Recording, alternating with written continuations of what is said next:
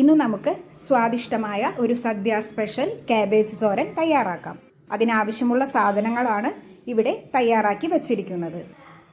ഉരുളി നന്നായി ചൂടായി വരുമ്പോൾ അതിലാവശ്യത്തിന് വെളിച്ചെണ്ണ ചേർത്ത് അത് ചൂടാകുമ്പോൾ അതിലേക്ക് കടുകിട്ട് പൊട്ടി തുടങ്ങുമ്പോൾ 2 വറ്റൽമുളകും കറിവേപ്പിലയും ആഡ് ചെയ്യുക. ഇനി അതിലേക്ക് അരിഞ്ഞു വെച്ചിരിക്കുന്ന സവാള, പച്ചമുളക് ഒക്കെ ചേർത്ത് നന്നായി ഇളക്കി യോജിപ്പിക്കുക. ഇനി ഇതിലേക്ക് തയ്യാറാക്കി വെച്ചിട്ടുള്ള കാബേജ്, ക്യാരറ്റ് ഒക്കെ ആഡ് ചെയ്ത് ഒരു 1/4 ടീസ്പൂൺ മഞ്ഞൾപ്പൊടി, 1/2 ടീസ്പൂൺ മുളക് പൊടി, ആവശ്യത്തിന് ഉപ്പ് ഒക്കെ ആഡ് ചെയ്ത് നന്നായി ഇളക്കി യോജിപ്പിക്കുക. അതിനുശേഷം പാത്രം അടച്ചു വെച്ച് കാബേജ് നന്നായി വേവിച്ചെടുക്കുക. ഇടയ്ക്കിടയ്ക്ക് അടപ്പ് തുറന്ന് ഇളക്കി കൊടുക്കണം, അല്ലെങ്കിൽ അടിപിടിക്കും.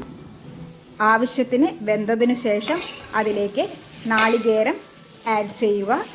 അതിനുശേഷം ഒരു 2-3 മിനിറ്റ് നമ്മൾ നന്നായി ഇളക്കി കൊടുക്കുക. ഇനി നമുക്ക് സ്റ്റൗ ഓഫ് ചെയ്യാവുന്നതാണ്. ഇപ്പോൾ നമ്മുടെ കാബേജ് തോരൻ തയ്യാറായിട്ടുണ്ട്. വീഡിയോ ഇഷ്ടമായെങ്കിൽ please subscribe, share and like. Thank you.